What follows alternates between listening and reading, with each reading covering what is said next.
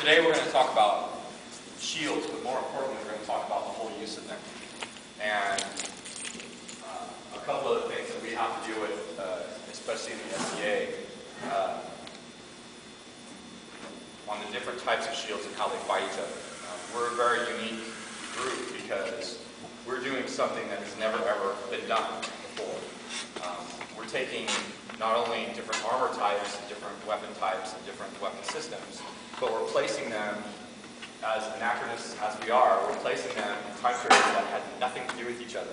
And we're finding out the results, which is pretty interesting. But because of that, we also find out a lot of the similarities between them. For instance, you're taking a Viking center grip from the 9th or 10th century, and you're fighting with a heater shield from the 13th century, when the two never existed in time or fought each other. And you're having to, especially in the situations that they did fight each other with, you're seeing the results of those two. You know, it's a much more hands-on version of Deadliest Warrior, I guess, but with not the budget or the ballistic gel. And so what we find about these things is all shields have strengths and weaknesses. And because of that, we have to learn our own equipment. Too many times we go out there and fight, and not only are we trying to better ourselves by going to practice, but we're trying to figure it out as we go along, like everybody does. But we never really get a good grasp of what we're using, what they're using, and memorizing it as an art, and fighting it as an art. And that creates difficulty, because a lot of times we'll go into a match, the pass will begin, the fight will start, somebody dies, and you're like, oh, I won it. Awesome. And you walk off. This should never occur. You should intend the death of everybody you're fighting. It should be surgical, it should be precise, and it should be completely intended from beginning to end. That's how a fight should progress. And oftentimes, you know, especially with the new fighters, we see somebody calls lay on, they march, they get about this close, and they start swinging until somebody dies. Which is a great way to start when you have fun. But once you want to start progressing with your fight, you want to know more about the fight. And you want to know more about why you're doing what you're doing. As any martial artist, we're always interested in not only the function of the form itself. How can we practice this and replicate it? More importantly, how can we teach it to somebody who's just starting in an easier method, so they don't have to go through the 20-some years and thousands of miles and how many broken shields to figure out 2 years later, oh, that's what I was supposed to be doing. How can we condense that down? It is something that someone can understand, can replicate and repeat over and over again. And not necessarily make automatons of fighters, but give them a body of knowledge that's basic. One of the things in the SCA that we have a lot of hard time with is we call everything by different names. One person's A range, D range, E range is another person's aardvark range. Yes, I've heard aardvark range. Mississippi, not kidding. You know, and so we have all these different terminologies, thumb down, you know, Wuga, Milanese, all these different types of techniques and names for them. Just like any profession, there's a ton of different names for them. Everybody calls it by their short name. But because of that, you can't go from one area to the other and get the same amount of instructions, right? And so one of the things that I've tried to do over the last 10 years has been develop a system of actually teaching basics. I do that because when I first started in the SCA, I fell in love with it, like we all do. I fell in love with chivalry, I fell in love with courtesy, I fell in love with the idea of being a knight. But coming from an Asian-style martial arts background, one of the first things I noticed was we don't know how to teach it. One of the things, and some do, but for the most part, we get a lot of folks out there, we get together, and a new person comes out, we hand them a sword, hand them a shield sometimes, and we say, okay, get into a stance that's comfortable. This is comfortable for me. I can sit like this all day. But it's not necessarily a good stance for me to fight in. I'm probably going to die quickly.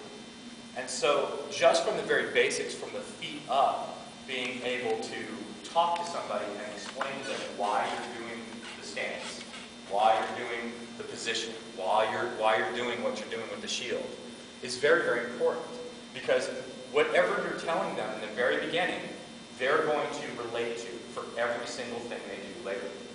Think of what your profession is, what you do for a living. If you started that profession by not learning any of the basics and went right to, say, the middle of it, you wouldn't be as creative as you are in the profession as you are, because you don't have any basics to rely on. You don't have any foundation to rely on. And for too many fighters and too many people in what we do, that's the case. We let fighters go out there and start flopping around, and they're not understanding what they're doing. When they get a hit, they get one. It's great. They don't know why. And oftentimes, we have fighters that will come off the field and can't articulate it very well. But not everybody has to. And there are a few common things that we can talk about, that we can go through, that are truisms for a lot of what we do. It doesn't matter what style. Now, today we are not going to go into power generation and how to throw a blow. I don't even want any part of that myself, because how I throw a blow in power generation is probably different from most of it. It probably ends up in the same place, but there's a lot of reasons why we all do our different things. A lot of them are cultural. A lot of them are, something that the people fighting before us in the kingdom developed, and we go with it. And I am not of anybody's school. I'm not of Paul's school, I'm not of Sean's school, I'm not any of those schools. I have a completely different method. And after class or in the breaks, if you want to talk to me about it, that's great, we can do that. But what we're going to talk about is what we're seeing. The other thing that we do not address a lot, doesn't mean it never happens, but we don't address a lot, is what our opponent is using. And we always say, check out your opponent, right? See what they're doing. But do you know why they're using what they're using? And what are the strengths and weaknesses of what they're using? You must learn all the strengths and weaknesses of every weapon system you have, right? I'm a very big fan of one mind and a weapon. And because of that, we have to learn and develop an understanding of every single thing we see in front of us. Not just, what is it, okay, we fight that big shield like this, but where is it weak? Why is it there? And how are they going to use it? And how can we use it against them? And too many times we bypass that part. We don't see it for what it is. We don't always throw for their weak lines. This type of philosophy is kind of unique. In my experience of 33 years now, every martial art I've ever encountered is developed by what the defense of the opponent is. Every single one. You're always attempting to beat the defense of the opponent. That's truism in every martial art I've ever studied. And so, what we have to look at is why it's weak, and attack that weakness every single time. It's what martial arts are based on. You don't throw a lock to a position that the hand bends to already. You throw a lock to the position where the hand doesn't. Just like you shouldn't throw a blow to a place where the shield is strong already, you should throw a blow always to where the shield isn't strong, where it's weakest. Now, we're going to get into the strengths and weaknesses of the shield in a second, but the first thing we have to talk about is the first defense. And the first defense is measure. People call it range. Measure is a concept that's been talked about in every martial art in history. The Japanese call it the ma'a. The Europeans call it simply measure. But we have to remember we're talking about Aristotle's measure. In Aristotle's world, time, space, angle is linear. It wasn't screwed up by Einstein later making everything relative. In other words, time-wise, you could sing, row, row, row your boat this fast, or this fast, speed metal version. And it's the same song. When you're talking about measure, you're talking about three components: distance, time, and length. This is your first defense. Before it ever gets to a sheet, this is your first defense. So, Melissa's standing here, and I'm standing here, and we're 10 feet apart. If I walk towards her, it can take 3 seconds. If I run towards her, it'll take a second. It's the same distance. And one of the things that we talk about, when you hear, I know Sean talks a lot about range, right? A range, B range, C range. I'm much more simpler than that. Either you're in measure or you're not. Once measure is crossed, just think of it as a big, huge pond with a huge bloody shark holding its mouth up right here. Once you step into that range or that measure, you're both in danger. Both of you can die. And you must treat it so. And so when you step into that measure, you must feel the danger and understand that there's a threat all the way in. Once you've come up to that person and you can't go forward anymore, closed measure, you can't go forward. That's it. So either you're in it or you're not. You can reach them or you can't. And so when Fiore or Talhofer or Paulus Call or any of the masters were talking about measure, they were talking about, can you touch them with the sword or can you not? And that's exactly how every master has described it in history. The cool thing about the SCA is for 40 plus years, we've been developing through practical activity what the masters had said 800 years ago. And the great thing about it is a lot of things that we see, that we developed over the years with axe handles and carpet wood and carpet armor and, Freon cans of trial and error, Talhofer said 800 years ago. Now, some of it doesn't translate, but a lot of it does. And so what we can do is we can take those concepts and have validation with them. We know that they worked for warriors in the past. And we can take that idea of, okay, this is a concept that is solid, it's used, and it's progressed. And we're the progression, right? There's been a dead link from 1500 till now. But now that link is being revised again. And our job, our hope, and really our responsibility is to progress that even farther. On a side note of this, we have to progress it farther. Because if we don't, we will die. The Western martial arts community is out there and they're hitting the books. They're hitting the books very hard. And they're drawing people away from a combat system that has been working for 40 plus years from us because, well, they can hold up a book, Talhofer. See, they did it there, we did it with this. We have yet to do that. So on my own personal crusade, look that stuff up. Be knowledgeable, right? Know who Fiore is, know who Talhofer is. And look for those similarities if you can talk about intelligence. Because really, that's what it's going to come down to. We have a lot to compete with. We have a lot of World of Warcraft people out there. We have a lot of kids out there that can go out and play with quote-unquote real swords or LARPing. Fireball. And resist, right. I can't add that fast. I watched that LARP thing, right, where they, 6, 5, 6, a bass player. I can't add that fast. I can never play that game. So, but there's a lot of competition out there, and we have to keep our art valid. And a part of the way we can keep our art valid is by being able to articulate it well. Why do you do this? Well, because he did that. Why do you do this? Well, because these solid basics work. And they work not only in what we do, but they work in a practical fight, they work in practical self-defense, they work in practicality for everyday use.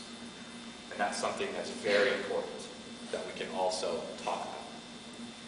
So, we talk about measure and the fight. And we have to calculate, when we're looking at measure, our distance between our opponent and ourselves. There's lots of things that we'll do when we're in measure that a lot of people don't even think about when we start off. Alright? So, let's see. Who's got one shield in those years? They're yours. Yeah, where's Tim? Sir, would you grab one of your shields? Sure. Thank you. So, when we look at fighters, nobody make fun of my large, huge heater shield, okay? When we look at measure and we look at the distance between our opponents and ourselves, one of the first things that we do when we walk into measure is we'll change our feet. Alright? We'll stand out. I know. I'm not tall, so this is big. So if he's on guard here, and I'm at the edge of measure, I can't reach him and he can't reach me. Great. No harm, no foul. I can bounce around, do all my thing, be in my stance, have a great time. But once I get into here, things change. Once I get into here, things change. Any fighter in any martial art knows that the closer you get, the closer the angles are, the closer things change. So, one of the things that we see a lot is we'll stay in this position. But the first target he sees is this and this. So, as a lot of fighters, what do we do naturally? We'll take that target away. But that's something that we have to indicate. And it's something that we have to talk about and replicate why we're doing it. All right? The two things happen when we switch our feet. We take this first target away, and we get closer to them because now my shoulders are closer. So I have more reach. The edge of measure, I'm fine, you can't touch it. But once I close and get into measure, now you can hit it. And every time I take a step, I'm going closer and closer into danger. Because of that, a lot of times people will switch. They'll switch their feet here because that part is so easy to hit. Because of that, we have to adjust what we're doing footwork-wise. How do I step? How do I move? Do I ever cross my feet? And how do I look around what he's doing? So before we ever get to what the shield's doing, we have to look at all the spaces and how all the lines will change. Now, he's a little taller than I am, but not as much that it's going to make too much of a difference as I get into it. But you get somebody like, Quebec, who's this tall. The closer I get to him, the worse it is for me. Because he's got the high line. He's always got the high angle against me. So the closer I get to that fighter, the more danger the top of my head is in. The more danger this high line is in. So do I ever want to fight him here? No. I want to fight him here. Some people say, well, then you're out of range. No. You're just changing the angle. That's all. You're just changing the angle so you can cut it down and make it shorter. So then you can fight properly. Right? Especially when Quebec's on his knees, I almost look at my eyes. Really disconcerting. But, so when we do something like that, before we ever get into that measure, we have to figure out why we're going into it. And we have to look very, very carefully. Because what we do, we go, all right, thank you very much. Stomp, stomp, stomp, whack, whack, whack, whack, whack. And then somebody kind of dies at some point. A little? Yeah. Right? I get in trouble for saying this all the time, but there's a difference. We're using a sword, a blade that's meant to hit on the sweet spot. Everybody knows what the sweet spot is, right? It's meant to hit on the sweet spot. Not near the basket, not at the very tip, but about 3 to 4 inches down from it. All right? Harmonic balance in a blade is built to strike right there. Swords are not slicing weapons. They're hacking weapons. They're made from my 3 favorite words, blunt force trauma. And because of that, you have to be in the proper position to strike into that position every single time. It is, here's the part that I get in trouble for all the time, the difference between walking up and being knightly good and being pinata good. Are you just swinging a stick around to hit something hoping candy's going to fall out? Or are you actually executing what you're striking?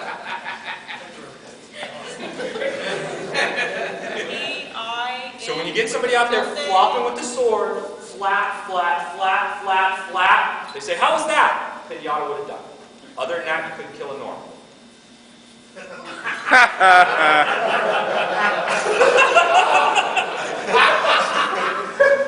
Oops.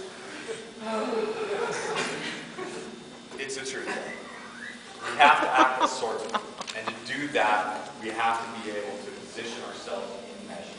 Distance isn't just about how far or how close I can get to my opponent.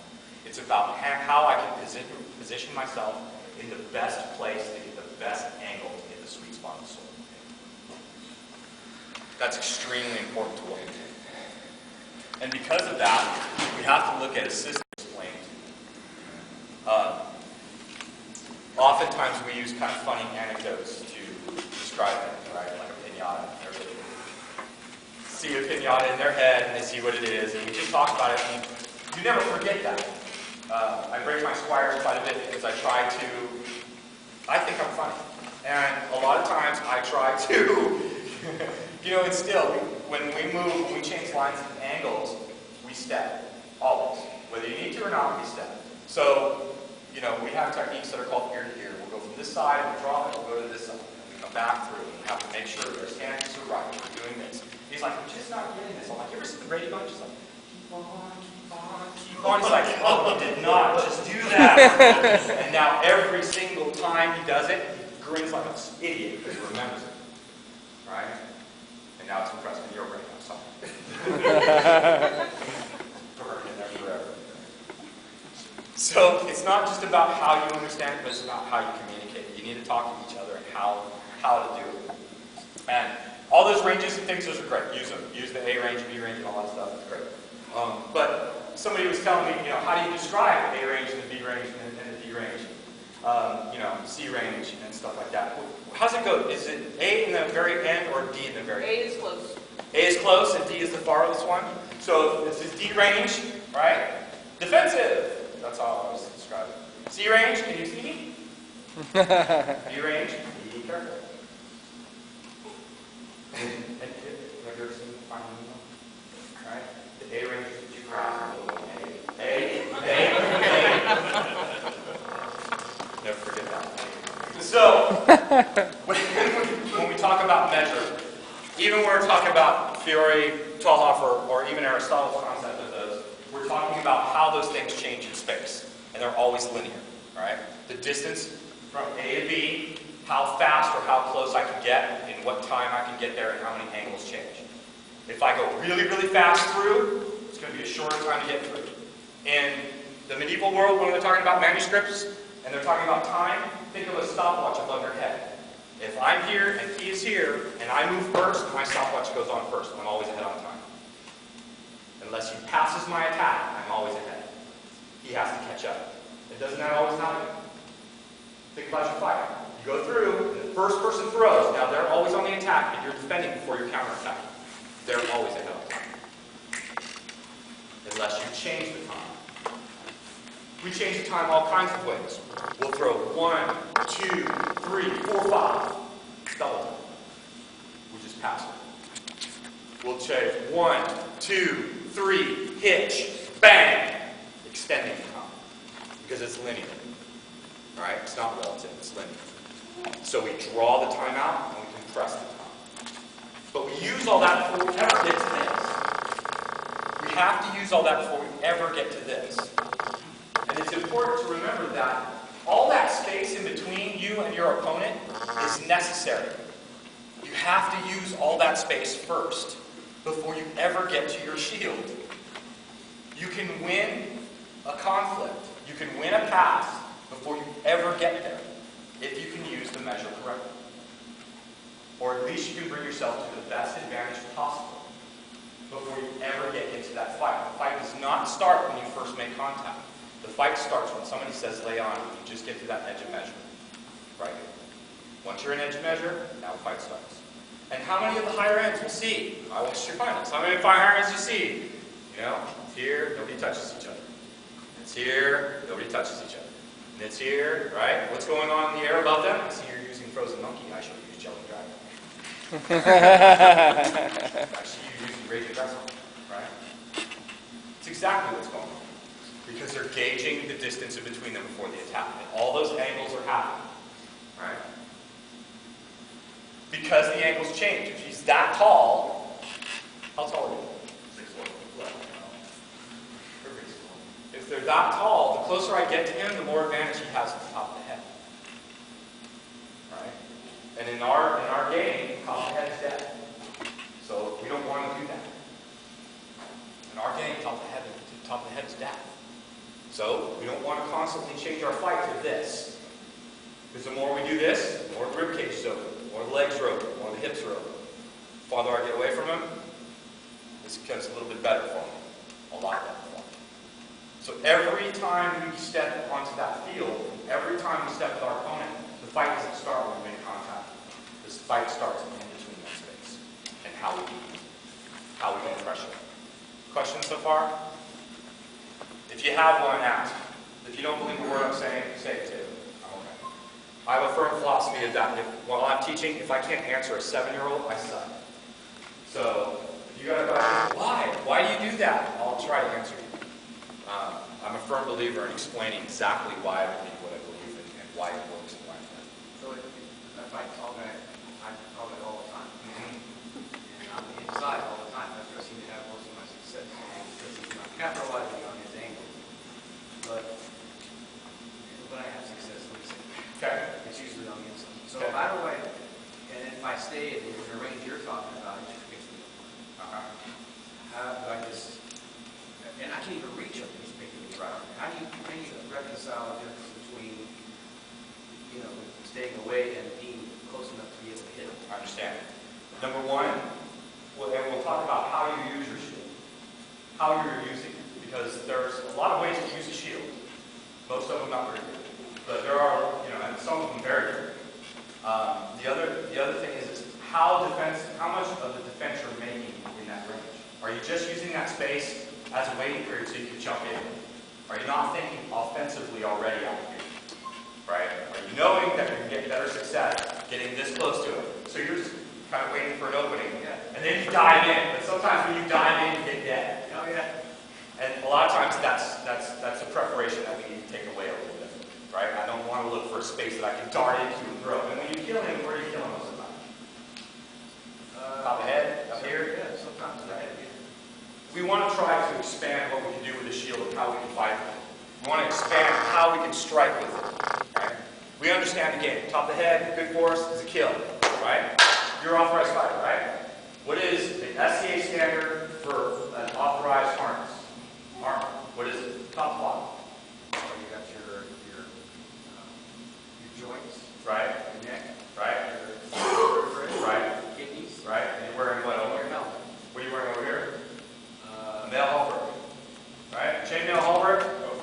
Norm standard, right? Standard. Norman conicals, nasal, chainmail, drape, chainmail halberd, boiled leather armaments, right? So when we're hitting the top of the head, we're aiming for the only iron plate on the guy. That's plan. The only iron plate on the man. A broadsword will not go through a Norman conical. Period. Stop taking that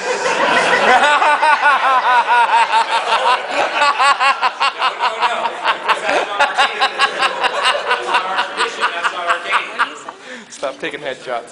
That's not our tradition. That's not our game. Our game and our tradition is a good blow to the head is a death. The reality is a broadsword will not go through a Norman conical. I've broken more swords than most of you have probably ever seen. I've broken more armor than you've probably ever seen. I do it more. Never put a blade through a helmet. Never. Sharpest, hardest, two-handers, never put one through. And the Norman conical is double ply because it's 4 plates with bands. So every 3 inches, it's doubled. You're not going through. You can knock it off, but brow and below is where you want to aim for. Yes, the top of the head will kill them. Absolutely. But isn't the better target here? To here, right here in what we call the gutter, because this doesn't skip. Everything. And everywhere else on the body is soft and squishy. That's the part we want. We want the squishy bits, right? So to utilize the shield best, to fight where the shield is weakest, we're utilizing every weak part of the shield. Every time we throw. And oddly enough, the shield is always strongest right where the Norman conical is. Because they don't worry about that part. Otherwise, they would have shields with a big roll over the top of it where you can peek out one side with your sword. They didn't worry about it. Period and examples of headwear and armor that we actually have from battles, which is very, very few, have nicks and gashes all over it. Because they didn't worry about it. Right? You didn't want to get hit there, but you knew if you got hit there, you were going to survive. Everywhere else, not so good. Not so good. And shields from 1,000 years of different fighting styles and periods and cultures, we really have an open kind of lab in how we can see how these shields fight each other, right? Without any computer simulation. We actually can see how these things fight each other. And that's really important to what we're doing as a fighting style, right? So when we are looking at our measure, when we're looking at our distance, we don't want the top of our head to get hit. It's a kill. We don't want the rest of our body to get hit for sure. So we go into that distance very, very closely. And later on when we do some drills, we'll show you how important, I'm sure you know how important that is, but we'll show you a little bit about how to do that. And some of the drills I come up with are not difficult, but some of them are kind of mean. Mainly because you're not going to get hit a lot, but you're definitely going to have to work that shield side. So when we do take a break for a snack or something like that, stretch. Because after that, when you start doing drills, you have a shield in your hand. You must.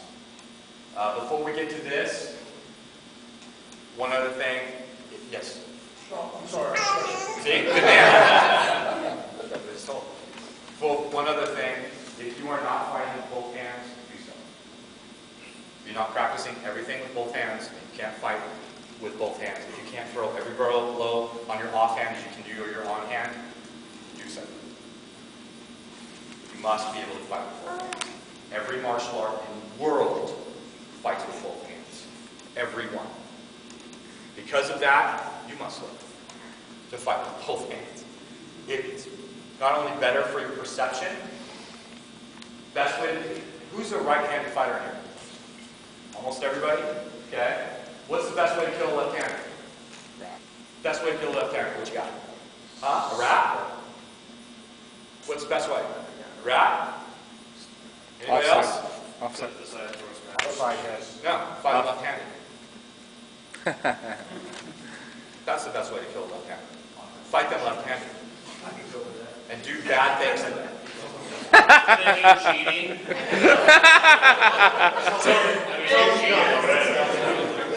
Practice everything you do right and left-handed. What if you have a student that's left-handed? They're automatically having to transpose everything in their brain that you're doing to the other side, making it much more difficult for them to learn.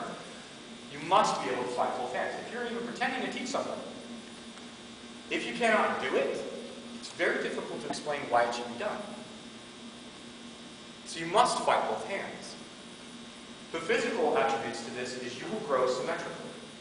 Alright? Typical SCA fighter is asymmetrical. We have big blocky muscles through here because we constantly use that to hold up a shield that weighs 4 times more than the sword. And this side over here is long and stringy and athletic and has more endurance. And all of a sudden your spine starts doing this. And your neck starts doing that.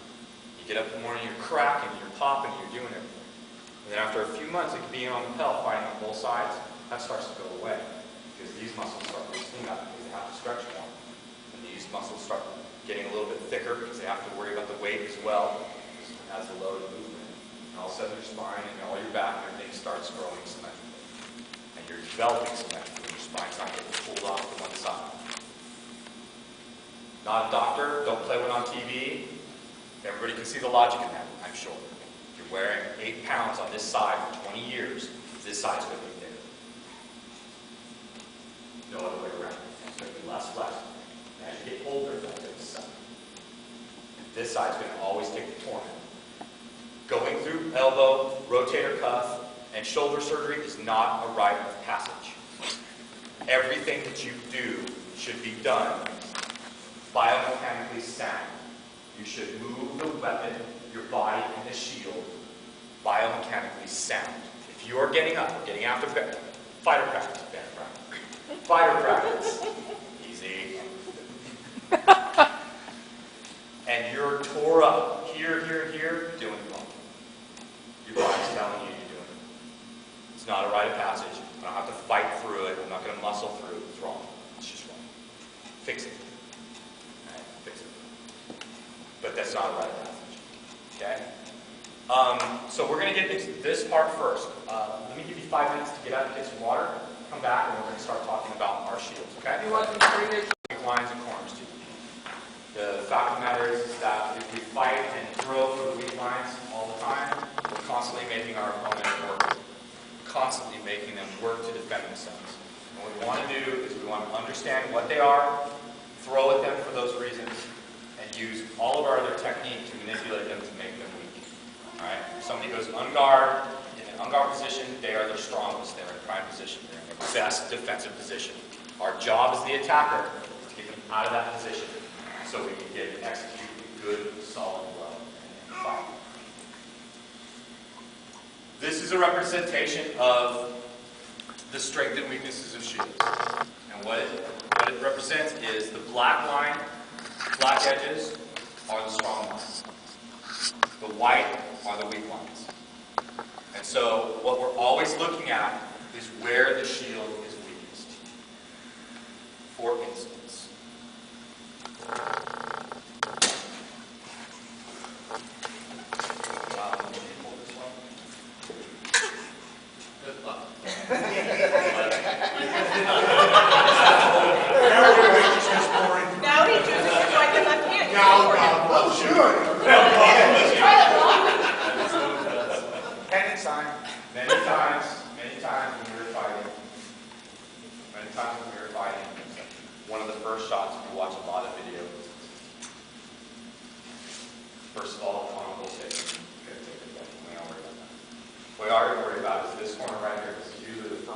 a meter that gets destroyed, yes? Right? There's a reason for that. It's because you always block everywhere with it. Because it's the strongest line in the top end of the bottom. Next, here, and then finally here. Look at the tape lines. Darkest here. Here, and here. This is where the majority of the shield is blocked. Because this is where the shield's functionality is best. If I throw here, it blocks it. If I throw the wrap, it blocks it. If I throw the leg, it blocks it. That's where the shield is strongest. Where is it weakest? Between the points. And anywhere the shield cuts down from it. Which means we change the trajectory of our attacks. We don't throw the flat snap straight on here like this. It doesn't work nearly as well once we get the shield out of the way. But with that looser grip, you must have a loose grip when you throw. Right underneath the veil, right into the skull. When I throw the leg, we try not to throw it this way. We throw down. Cutting this line. It's giving us the line to cut at. Cutting at this line. Now, I cut that line that way for another specific reason. Because everything that we train in school, we train for blades. Steel, sharp blades. If I cut this way, at a 90-degree angle, into a wooden object, sticks. This is a terrible medieval position.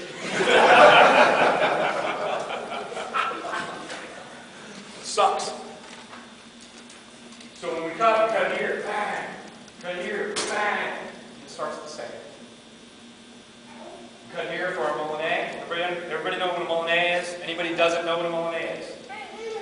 What's your version? That's what, yeah. Molinet is any cut that runs a vertical line. A Molinet is a vertical moving cut. In a granary or a windmill, the cogs run like this. The cog wheel, the driving wheel. The Molinet wheel runs like this and moves the cogs. Oh, I didn't know that. Molinets run this way. So, the strong lines indicated here, the weak lines indicated split them. Or not. Okay. Fall, hang on.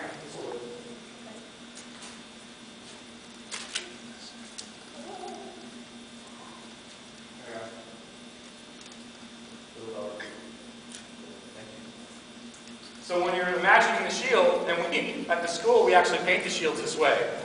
So you're standing there holding a shield, showing your opponent where all the weak lines are. Don't laugh, you're going to do it a little bit. Sucks. We have it up on the wall. I have a big wall with all these shields on there. It's great because the students will fight each other. Bang, bang, bang. And when they can't figure it out, they step away and they go. It's awesome. Because it's a constant visual reminder. Weak line. Weak line. Weak line. If I throw what you guys call offside body, we call them a pendulum. Pendulum that falls, right? When I throw that pendulum, I know that I have to move that line to hit it. Only this much, but I have to move that line to do so. Now when we're fighting a shield, we're fighting a body. We have to remember that the shield is just part of them, right? They are moving behind it and everything else. Which means that this center line, right here, is very, very important to us. When I talk about we have to move this hard edge, if I'm going to throw that pendulum, and I'm going to step through here and throw that pendulum, I need to move that shield just a little bit to get in there and hit it. Otherwise, I'm just slapping it probably flat. I need to move that line. How many times you come off the field and you heard somebody go, man, I'm trying that offside body, it's just not working for me today. Just can't get it work for me today. Watched some videotape last night. Just can't get that shot off, right? You look at it. Would you stand right there? Thanks. You look at it, and they're throwing it from here. They're completely on the other center line of the body. So when they throw it into the best line he has for defense. The very best line he has for defense. When you line up to the Pell, when you get up to the Pell, you must line up to the Pell properly. A Pell is a practice post. Practicing is something that you repeat and process perfectly. You don't walk up to a pal and go, all right, pal, bang, bang. I'm going to call it pal. Walk up to pal, bang, bang, bang, bang, bang. Do you ever mind to look at where you are on the pal? And what shots that you were throwing because of it? When we line up on the pal, we walk up to the pal, we say line, distance, angle. Great. Here's my line. Front foot is now in center line. Stance, distance. Nice little warm up to make sure I'm facing the weapon. And here we go. All right, throw my shot. When I want to throw on this side of the body, hand to the side of the pal, back facing the center line. Now I know I'm already on the side of the body, so if I'm practicing a pendulum, I'm on the correct side of the body to do so. So when I go out to the field and fight, and I see somebody working out there and they're going, bang, over there, like inside the center line are beyond. Oh, damn it. Okay. Bang, it goes in. It's not working for you or them. They're on the right side of the body to begin with. Always look down at your feet first. Right? Measure, shields, and everything that has to do with it starts right here. Everything works down from your feet first. As I said at the very beginning of our talk, most people will walk into their own death. 90% of the time, 99% of the time, most fighters will walk right into their own death. Right? So, we talk about the strength and weakness of it. We also talk about how that angle is important for it. He must face the weapon for this to be the most effective. It's like that's That's right, I understand. So, go hard. Okay. Go slow. And go ahead and hit me in the head. Right. So, block that, and go have to hit. We should. Right. Go ahead, go hard again. So now I take my shield, and I face the weapon. That much. Hit me in the head.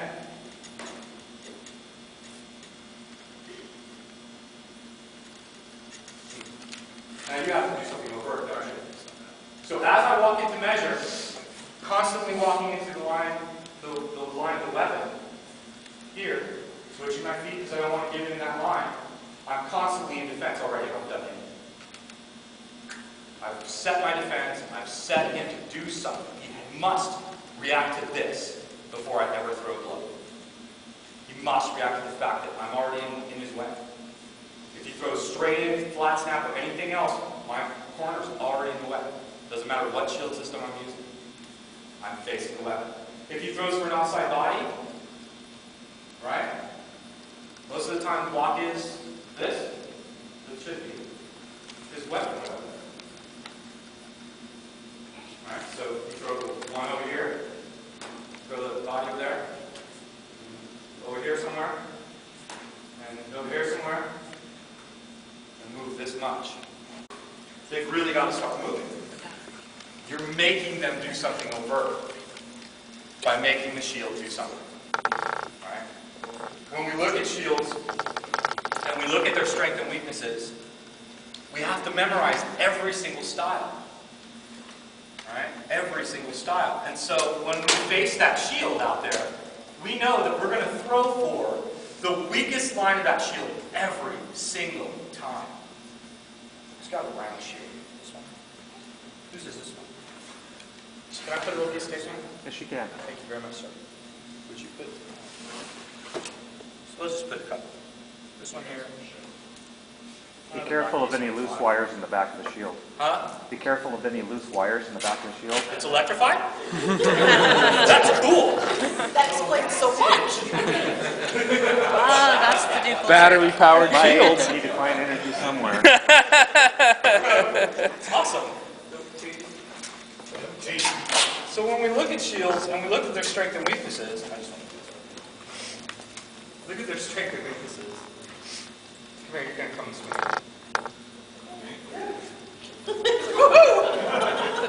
You don't get that, though. No.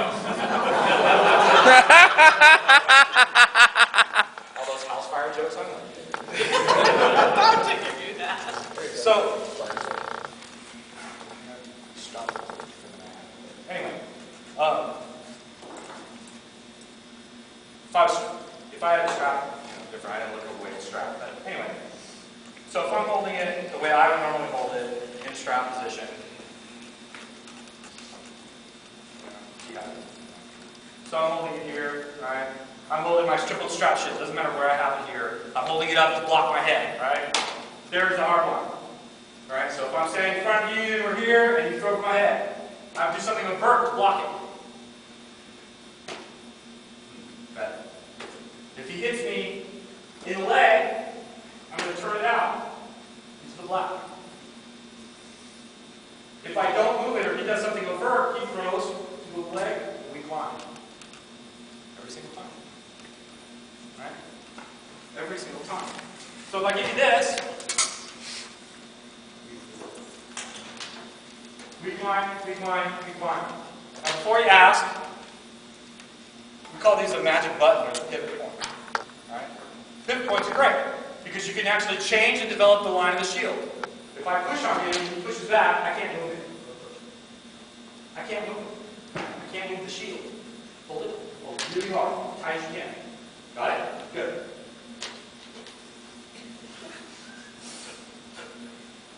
Every shield has one. All of them have them. So if I'm fighting and I need to stab him in the neck, what we call Frankenstein. Because we're on guard. I may throw something over here because I'm causing this. Ouch. Subtlety is your friend. And so the most subtle that you have, the more subtlety that you have in manipulating the shield, which we'll get into a little later, the easier time you have to open your opponent up. Most of the time, you stand at each other and whack at each other, and hopefully the shield's going to die. It never does. And we pound and we pound and we pound. I watched a couple of fighter practices, and I saw 2 shield manipulations in I don't know how many hours of fighting. Yeah. But when we are moving the shield and moving it around, it isn't just about where it's weak, but how can we make it weaker? How can we nullify it altogether? Right? But when we're facing each other, if we're facing straight on here, I want that line. I want that line, and I want that line. And if I can't get it, I have to move him. I have to move him, or I have to move that shield by pressure. It's not just about throwing at those weak lines, it's about pressuring those weak lines. And how we can make those lines work for us best. But if we're constantly throwing into the solid line of the shield, we're wasting time. We're wasting attacks, and we're letting them think of what they're going to do to us while we're in the middle of the fight. If we can look at the lines that we're cutting at. So when I step into measure, we start off, we're ready to go, they say lay on. When I get in here, as soon as I step into measure, I know I'm in danger. He can hit me in the lip right there. I need to understand that and realize it. So, alright, here we go. Now it's a little bit better. Cool. When I throw, if I'm going to throw for his leg, for any reason whatsoever, I'm always going to throw for that line. If I'm going to pressure to throw somewhere else, I'm simply going to bring it up and throw somewhere else. So I can bring that shield up and cut to the weakest line. We call this causing an effect. Everything you do will cause an effect. Whether it's something overt, like, throwing him here to get him to move and then coming through and throw the other side. Or whether it's something subtle, like pressuring here and throwing. Everything you do is causing an effect. And knowing where the weak line of the shield is constantly will constantly give you the best line to attack them at. Remember, this isn't about you. It's about what their defense is. It's about how you can overcome your opponent. To do that, you have to know the best lines to throw at and keep yourself defendable every single time you do it. Every single time. Questions so far? Come on, bring them, think. Yeah? Typically when I throw for the weak lines like here, I find a lot of times my sword skips down their leg as opposed to actually finding enough room to cut into. Okay. Yeah, come on up here. So, I'll grab a leader. Grab whatever one you want.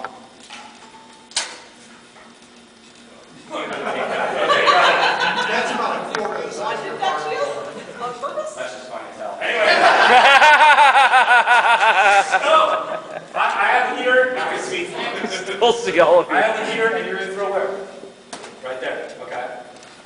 Cool. Now, how do they usually block it? Moving just enough. to This where- way? Yeah. Okay, so let's switch.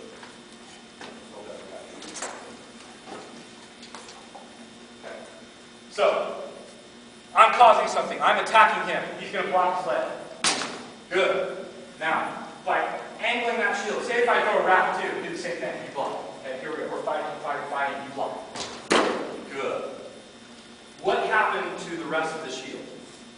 Where else did it open up? There, there, and because the shield went sideways when you blocked it, you're now turning a 2-foot blocking surface, go ahead and do it again, into a 1/2-inch blocking surface. When we moved and he blocked, he didn't move his feet either. If he takes a little half step when he makes the block, he doesn't move the shield nearly as much. But because of that, when you throw in that wrap and it tilts and knocks off a little bit, that's fine. Depends on where you want to go next. If you throw and they block it, that's great. That's what's going to happen in the fight. You're going to one-shot everybody. But when you throw that and it does skip off, realize that because they had to go down and to their left, ears open, down and to their right is open. If you want to continue pressuring down here, it's open. What is open because you threw it there? Not, damn, that didn't work, go somewhere else for some other reason. It's, bang, cool, I know the next one's open here. I know the next one's open here. Why is it open? What have you caused? What have you done? How many times have you heard that in your life? What have you done? It's exactly what you're thinking. What have you done? Alright? Because you're throwing at their weak line, you're making them do something. If he's on guard, he's in his best position ever. That's where he wants to be, man. Okay, so what am I looking at? I'm looking at this weak line, that weak line. He keeps his right leg forward. Go me. Cool. He keeps that thing open here. This shield angle should change every single time measure is changed. Alright? If I'm out here, I can hold it like this. But as I get in closer, that shield's going to come in a little bit. As I get closer, that shield's going to come in a bit. Because if it doesn't, that line's open. Correct? Think of the shield as the door to your heart. The closer danger gets, close the door before someone rips it out of your chest. Right? And you'll hear us screaming on the sidelines, "Close the door! Close the door!" To the squires. I'm like, ah! Thank you. So, when you're throwing and you see these weak lines skipping or doing something like that, think of what you're doing to, why you're causing that to happen, and how you can use it to your advantage. You have a clue? No? Processing? Oh, you mean the points here? Shields can only be put on 2 different ways. Okay? They're either strapped or they're center grip. That's because people frown on nailing them to your arm. So, when you place these on, that's the weakest point in that grip. Right? If you hold your arm out like that, I can push on here and push on here, but if I tilt your arm this way, it's locked. So does the tilt. Thumb always goes out. So if you thumb out this way or thumb out that way, it's always a lock. Your arm doesn't like to go that way. It's about subtlety as well. You want to manipulate that shield subtle. You don't want to crash the shield this way, crash it back like you see in the movies. It doesn't work. If they don't know what's happening to them, all the better. They don't know what's happening. You got a question? Yeah, I don't know if I was jumping ahead, but is it all the same as well as something on their knees? Yes. A lot of it is. The lines will change, and the lines will change depending on how tall you are, right? Especially compared to your opponent. So if I have one of these, do I have one of those? Here, I'll have this one. This guy. So if I have this, right? I should not use this shield. I'm not tall enough to use this shield. Because the weak line, being here and here, is all well and good, but I'm not tall enough to guard this line. Right? Havet can use this shield because he's 6'6". This is a horseman's shield. It was built to be on horseback. It's curved so you can look over the top of it while you're stroking peasants and going by. Good times. It's a shield from the year 1000. Right? When leg armor was scarce, and they stopped using the Greek for a while. They used padded gamisons. Alright? Gamois cuisines. padding and woven woolen batting into their wraps and their shins, and not much knee protection. So they had to have the long shield to come all the way down, and they rode it on horseback like this so they could see. But once you get on foot, all that dynamic changes. So we have to understand why the shield is like it is. What was it used for? And if you decide to use it anyway, accept those weaknesses and realize what their weakness is. I would never take the shield out against him. He'd crush me in the head, no matter how good I am. Unless I had a spear, and this was strapped on my back for 45. And he was sleeping. But the type of shields that we use have to directly influence how we're fighting with them. Right? If this shield is small and it's round and I'm short, my head's going to get crushed. The closer I get to somebody who's taller than me, the more, it doesn't matter if this is the strong line, it's only strong enough for me to block it to here. Past that, I have to use my sword for everything. And if I'm blocking with my sword, I'm not fighting, I'm blocking. I'm not attacking. Yes? Isn't a shorter person? A shorter person should use something with a corner on it.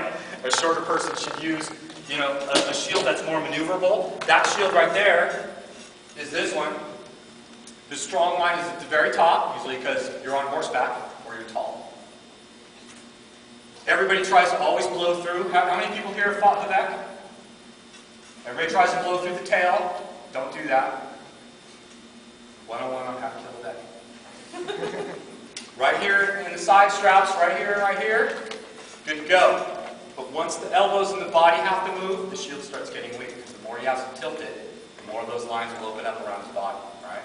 So, if this shield is weak up, is strong here, and I have to do that with it, now that line just opened up. You understand what I'm saying? If this is the strong line here, and I throw a wrap or something over here and make him turn it like that, this just opened up. That's the next line I go for. Does that make sense? And the pivot point is the same. Always look for those bolts. Always look for the bolts. So yeah, if you're not a tall person, having a shield that's very, very weak and not as mobile is really difficult for you. You can still use it, nobody says you can't, but understand that there are a lot of challenges for using a shield like that. A lot of them. Alright? And so using something lighter or more mobile. Now I'll give you something else. When we started using, and I know the aluminum versus wood debate, and I'm not a real big fan of aluminum either. My aluminum shield is 2-ply, because I want the weight to be right. And because this is my 4th indestructible shield, and I keep sending them back, because his idea of indestructible and my idea of indestructible are not the same. What we did find, though, especially with our lady fighters, is that using a lighter shield ups the aggression by a good 80%. Bear in mind, we have 50% of our population are ladies. Yeah, 50% of our fighter practices are ladies. We run about 50-50. And so... No, lady night in residence.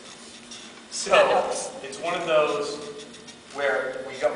My Squire Mullen, for instance, is 5'4" and a $110. Very small frame. And we had our wood shields, and she was constantly throwing and hucking the shield back up. Throwing and hucking the shield. Throwing and hucking the shield. We put an oval on her, center grip oval on her, aluminum, and her aggression level went through the roof. Because now she's constantly fighting and the shield stays put. She's not constantly losing her defense. She doesn't feel she's constantly staying back up. And it shot through the roof. Big, huge shields like that, whatever. They can use them if they want to. But for smaller frames, smaller sized people, having a shield that is light, like it's supposed to be anyway, shields aren't heavy. Medieval shields were a half-inch maybe, usually of linen wood, unless you got some Viking oak or something. But, high Middle Ages shields weren't heavy. They weren't meant to just to go through battle after battle after battle. You didn't go to a fireplace, take your shield off here, son, this has done me well through the wars. You didn't survive.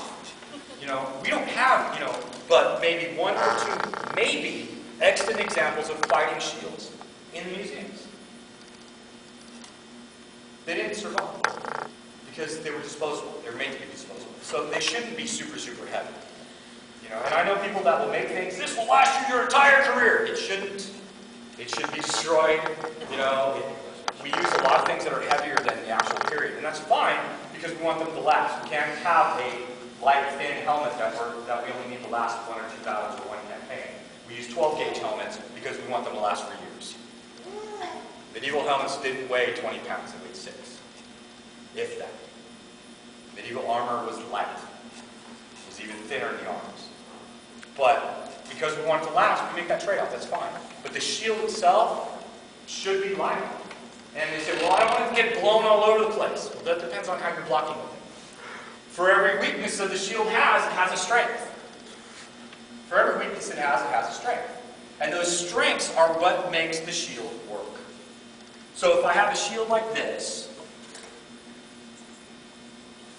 doesn't matter how it's strapped, you can throw shots. And it doesn't matter what the weight of the shield is. If she throws from the leg and I block it like this, it's going to tilt. But if I block it right across the strong line of the shield as she goes, it's not. Because that edge is taking all the vibration through the shield. The shield's doing what it's supposed to do. Most shields were meant to catch edges. They're meant to catch swords. Because this is a sucking medieval position. If you catch it for a half a second, you have that half a second to destroy your enemy. That's what they were used for. We have count after count of tournaments and fights where the shield was broken asunder by many heavy blows. Because he used it to the utmost. To block and let it get hacked away while he bought time to kill his opponent. And so when we use our strong edge of the shields, no matter what type it is, we want to use them to their fullest. If they're willing to line up straight on and throw at me in the corner, fantastic. I have all day to figure out how to tell it. But if I do something like this and pull it straight across, I have to account for that. I have to account that this is my weakest line. And I need to be aware of it. I need to position my body so where I don't have to worry about it as much. And just as the shield is weak here, it's strong here. That's where I want to use it the most. It's strong here. That's where I want to use it. It's strong here. And that's where I want to use it. So when that leg cuts in, bang! Rotate behind it. We should always rotate behind the shield. And use those strengths. Like we have to memorize where it's weak, we have to memorize where it's strong. Know your equipment.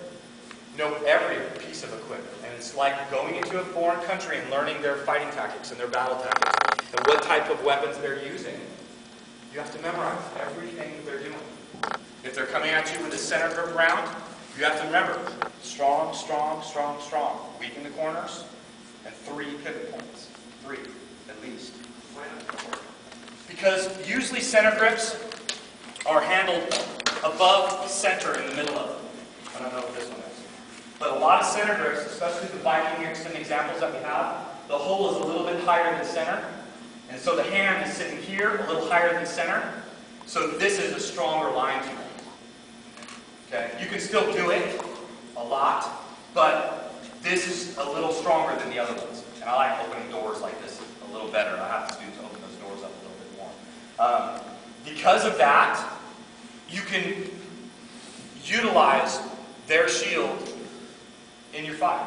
If you have somebody that's really good with it, they're sitting behind there and they're bang, bang, bang, bang, bang, and you punch that sucker open, it's like pulling a screen open when they're in the shower, like, ah! Right? Not that you've ever done that. Maybe. Yes? What about these spear fighters? They fight spear in one hand and sword in the other. Very skinny shield. Yeah. They spear in one hand and sword in the other? He's talking about me now. Damn. The Manu You didn't guys. hear that pop back, huh? The what? The Manu guys, where are their tip points? Peasant's weapon, shoot. Anyway.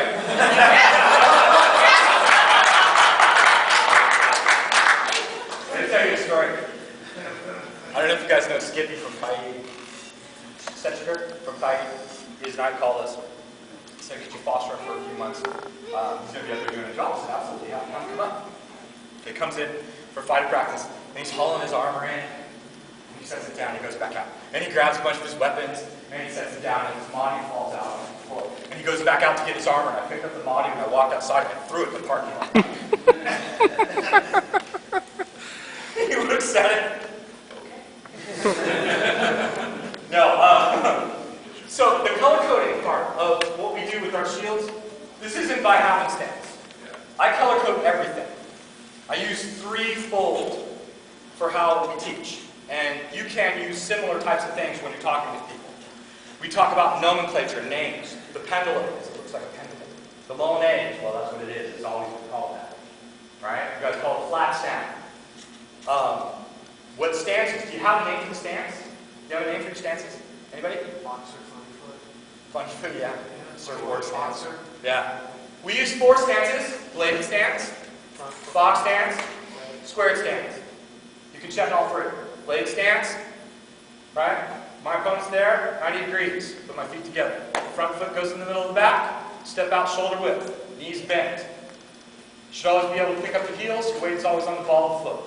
We step always on the ball of the foot, never on the heel. If you can't explain that to somebody who's just starting off, you cannot explain footwork. Because they'll always wonder why. Right? Why don't I do it like this? Because I can't kick over there. And because I can't swim. So it's here. How do you check your feet? Scream at me. Check your feet. Front foot in the middle? Yes, good. On guard. There you go. Now when you move around, bang, bang, on the pedal, bang, bang, check your feet. Damn it. An easy, simple way to show your people how they can adjust their feet properly. Right? You watch videotape, people are coming out, they get ready to fight, and they get in there and get close, and they go, he's like, I don't felt balance for that shot. Wonder. My God, how did that happen? It's because like I said, look down. Your feet will get you killed every time. Every single time. Now, when we teach as a martial art, we teach kicks. Because kicks are period. Medieval knights kicked all the time. They kicked the hell out of each other. Alright? And we use the savate terms. So we use direct, chassé, fouette, because we see them all in the medieval manuscripts. Maximilian's standing out there throwing a chassé to the top of this dude's knee and hammering him with a war hammer into the mud. Not a fun day. For him, yes, the other guy. Alright? Talhofer, Fiore, Pascal, Durer, all of them show kicks of one type or another that are directly translated. So, not that we do kicks in the SCA. We don't want to do kicks in the SCA. We don't want to grapple in the SCA. We don't want to wrestle in the SCA. We don't want to do any of that because everybody's got to go back to their job. Oh, you don't want to. You don't want to because I don't want to be the guy, or I don't want to have a friend who's the guy that runs up on that kid who just got out of combat pay for 2 years off of big sand and go to choke him out and watch him switch into survival mode and you. Nobody else. Right? This is not that type of one. But what we do want is we want to have good, solid footwork constantly. So we can have a firing platform to use. We can't use the shield if we don't. So, here we go. Come here.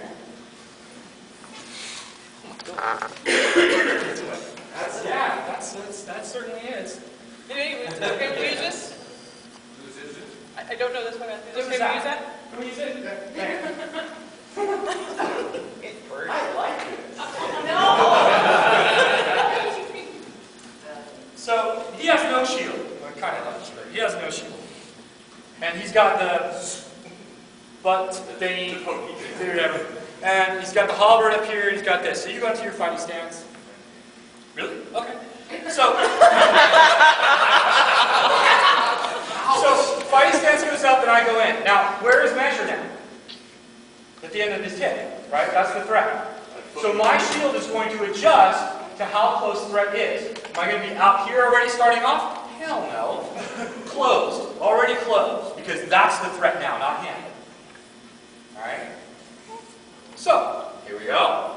That's the weapon. I'm going to face towards the weapon. This is the thing that I have to deal with afterwards. Or right along with it. So as I kind of inch my way in, we start to fight. Right? Now what? Take the big sticky thing away. Right? And I'm going to beat this until you let it go. All day long. Because this is the only thing you have in front of you. Now, when it gets in close, or get into here, we have to worry about that pokey thing and this pokey thing. Right? All the pokey things in the damn way. What lines is it giving me? That one. Right? The wraps don't really work because you can open it up. But this is still here. And if I still face the weapon, when I throw something like this, or this, and keep the shield in the way, now as the thrust comes through, right? Now as this comes through, and then this comes in, I'm going to hook and press and tilt and hook this thing constantly, right? Don't point that at me. Hook, press, move, bang. Too many times we look at where the strength and weakness of the weapon is. Any weapon. Like I said, I color code everything. This one's actually pretty perfect. Strong line, weak, especially on a sword because we never parry on the edge, we always parry on the flat. In my school, this would be red because it's an action. And right here would be white. Because this is the weakest part for him to hold on to. And controlling the tip on any side of this is really difficult. And so with my shield, I'm going to manipulate that as much as I can. Same thing with a spear. Oftentimes, would you grab that, Scooter? Oftentimes with a spear, right? Do you fight with spears? Yeah? Put your foot down here. Here, you go and guard against him with a spear. All right. Is there a problem with that? You think? Oh no, don't do anything. Don't kill each other. Just pose like somebody's taking a picture. You back to the So smile.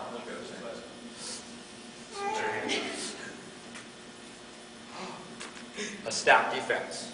Weapon, your defense, you. Should have remembered that from Art of War.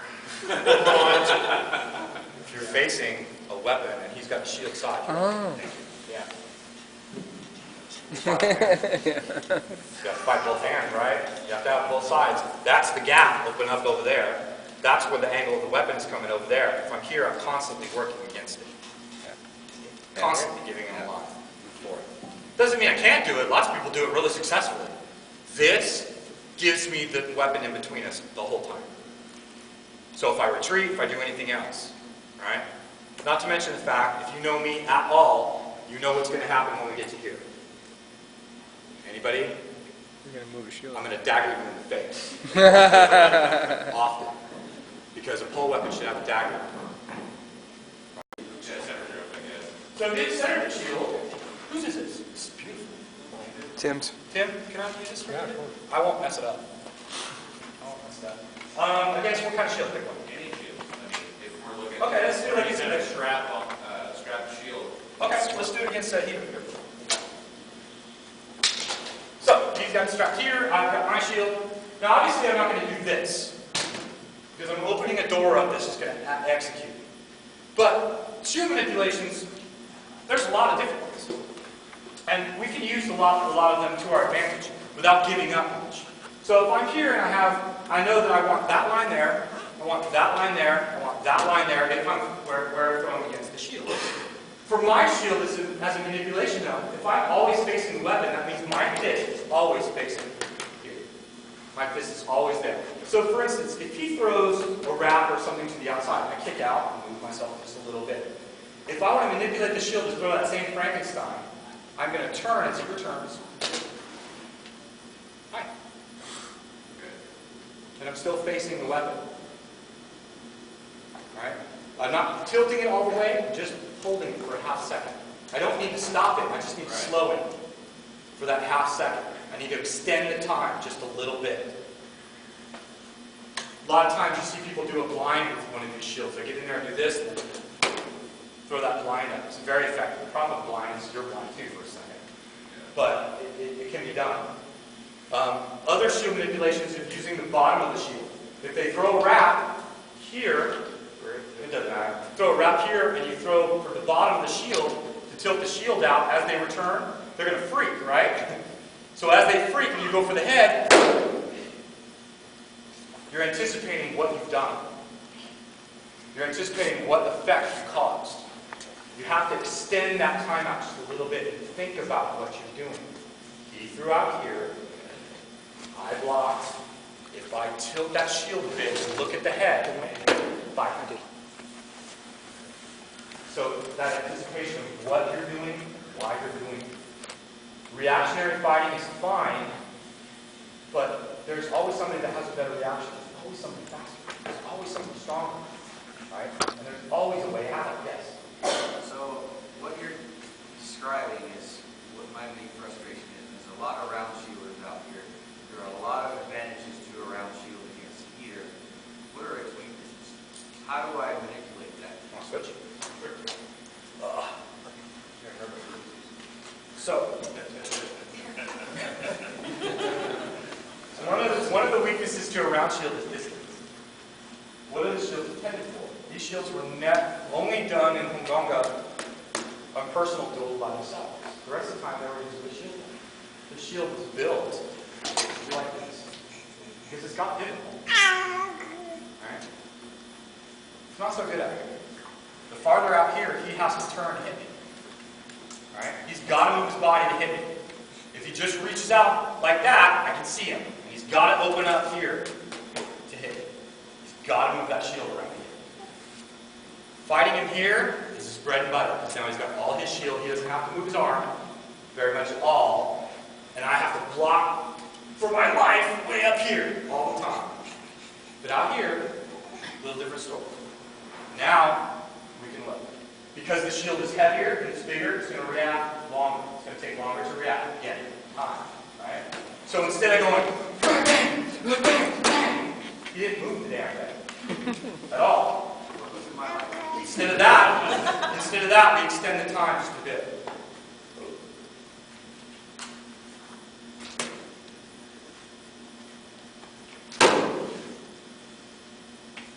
Move time.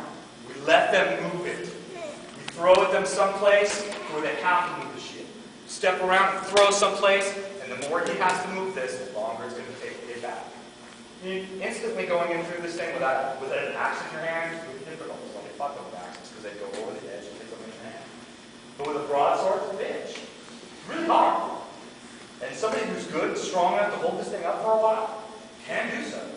But to fight them here where they're strongest and they have the best leverage is helping them a lot. All kinds of things you can do while you're in here to make them more uncomfortable, though. Hooking.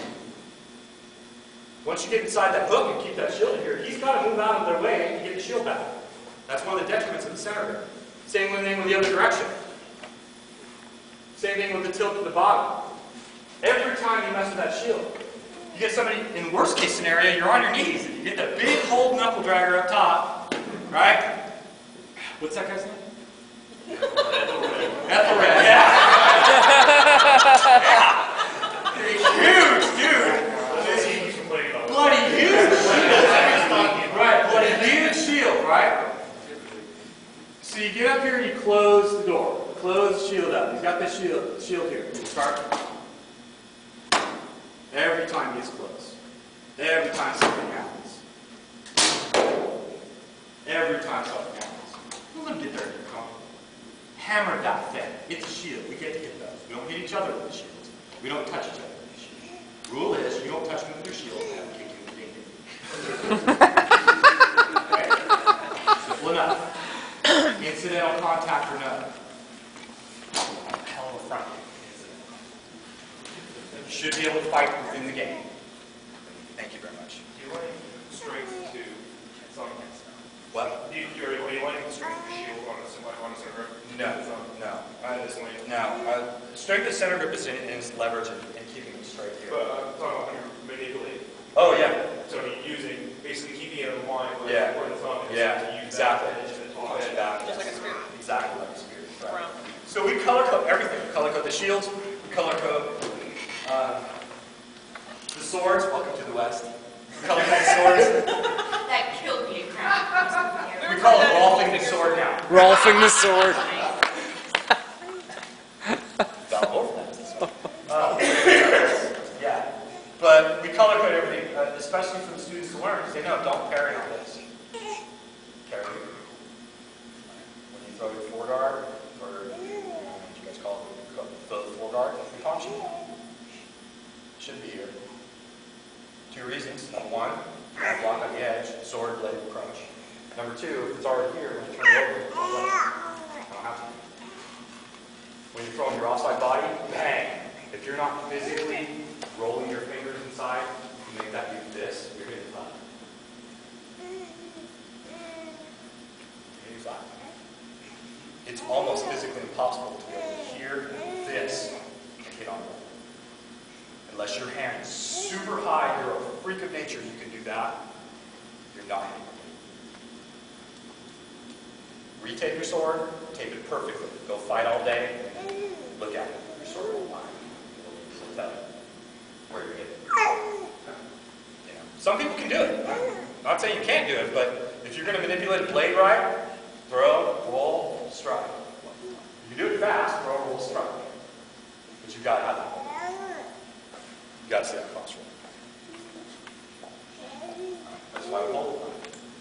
Or also says we hold the weapon as if we hold a small bird. Tight enough to where it can't fly away, but not too strong to where it crushes and dies. We use bang, we use some bangs, we use bang. And we act upon these weaknesses all the time. The bunny round, there's a couple people that still fight bunny rounds, right? My knight still fights with bunny round. This is a jousting shield. That's why they live on their legs. They live on their knees because this was never meant to block their legs. It's a jousting shield. It's the only extant example we have of this shape. It's a jousting shield. So blocking your legs sucks. Seven? It sucks. You live your whole life on the ground, on your knees, if you're fighting with a shield. Even Ragnar, who fought with it for years, lived on his knees. You didn't want him there, because then you could never get him out. But it's how he is caught my knight. The last thing you do is want to leg that guy. Because he can live there all day. Bryn, same thing. So when we look at our shield styles, we look at the strength and weakness of every single one of them, and we memorize them and throw from the strength and weakness of everything. Of everything. Now, measure, when we first talked about that, that all plays into this. Right? You can pressure people with just your body, with your body language, with your body motion. Your sword is not going to fake them out. Your sword isn't going to fake them out. Your body and how you step into measure. That's the real head fake here, folks. The shield isn't your first defense. Measure is. But all the fancy stuff in the world is not going to fake them out. Right? How many fingers am I holding up? It's quicker than the eye. Always will be. Always will be. But if I take this sword, and you go on guard, and I go on guard, and where I throw, you put your hand. Okay? So if I throw here, you put your hand. And if I throw here, you put your hand. And if I throw here, you put your hand. And then I start putting body to it.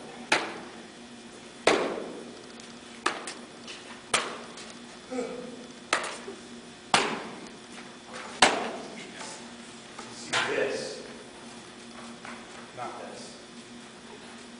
Alright, so when you start to fight, guard here, right? How many people have you gone? It's not just for fun. Just to get Right? the game. Because they go, you can start manipulating shields, manipulating their strong and weak points just by how your body reacts to them. Just by how you influence them with your motion. If I'm here and I'm really crouching this side, it's screaming to his brain, whether he knows it or not, down and to the right. And just by going from here to here, now it's up and to the right. And if you do that in motion, right, you're saving yourself all these blows because you're pressuring with just you. They're going to see this. They're going to see this. And you're pressuring them. So you're not trying to pound through everything. You're actually trying to fight, find your opening, hit the sweet spot, and achieve the first and only principle of a martial art. To strike and not be struck. That's it. And as I tell the students, to do that, all you have to do is master time and space.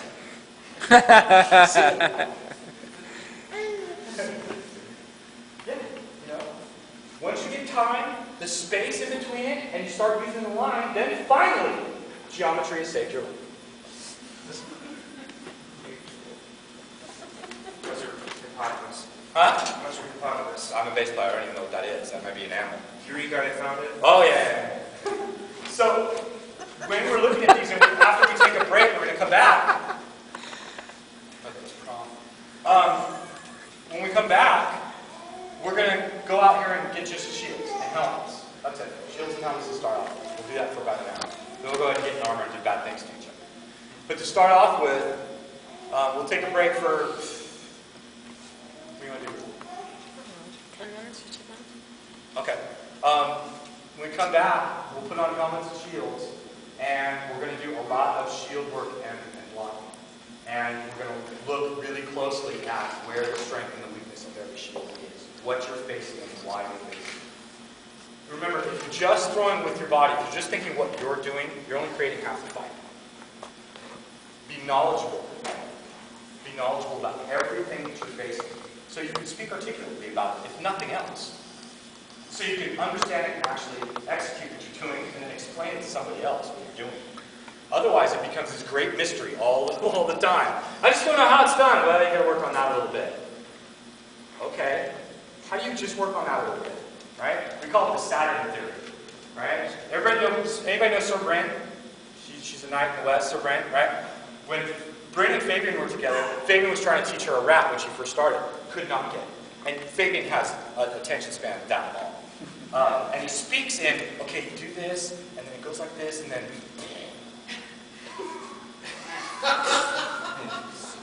Really? That's your answer? Okay. We have Connor, because he speaks Fabian. Connor, look at Connor. He says go faster. Oh, okay. So Fabian's trying to teach Brent this rap. Cannot get it. Will not get it at all. Took 2 years, right? And she's pissed, and he's even madder. He can't teach her. He's like, I can't show it to you, can't show it to you.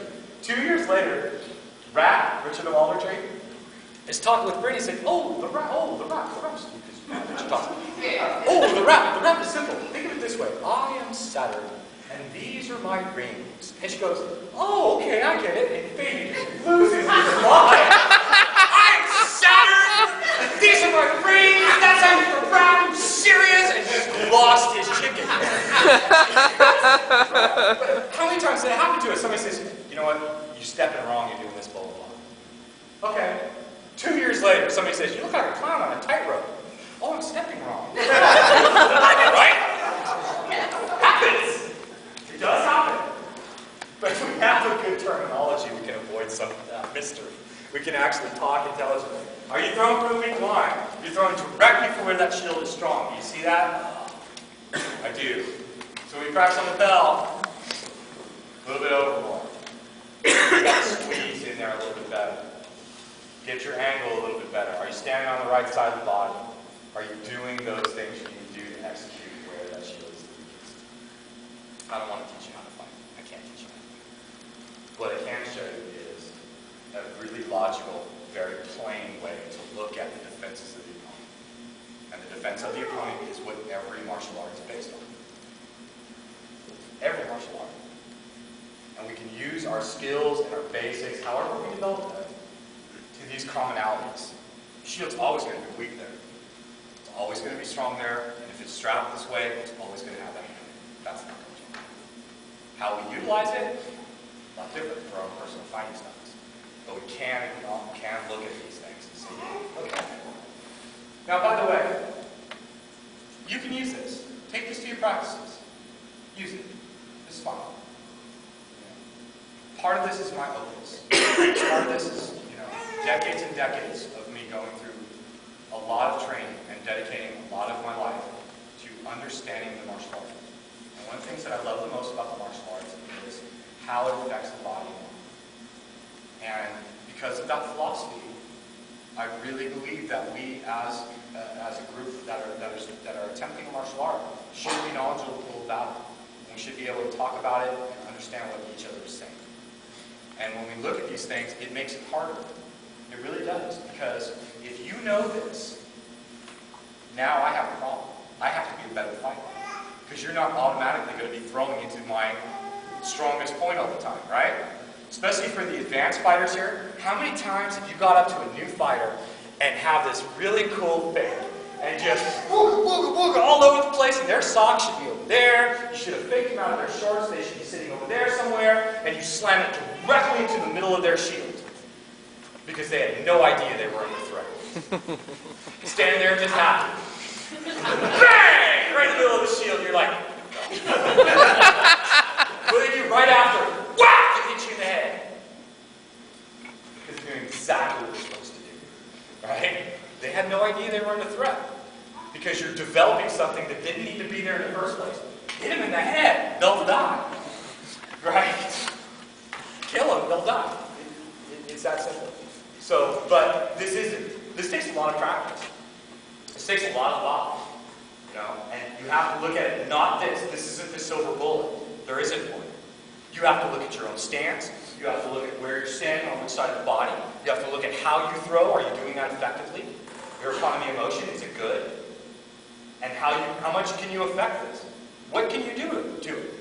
Because the truism is this is true. This is the strong arm of the shield. If you throw it at somebody here, here, and here, you're never going to kill them. If you throw it some angle off of that, you will. How many times can you do it? Right? How many times can you do it? And can you do it and effectively every single time and be creative about it? Right? That's my job. My job is to give my students all the foundations so they can create and be a better fighter than I am. Because if you're better than I am, I want to get better. Vicious circle, vicious circle. Okay? So let's take till quarter after, and we'll come back with helmets, shields, and weapons. I know we had you guys bring, basically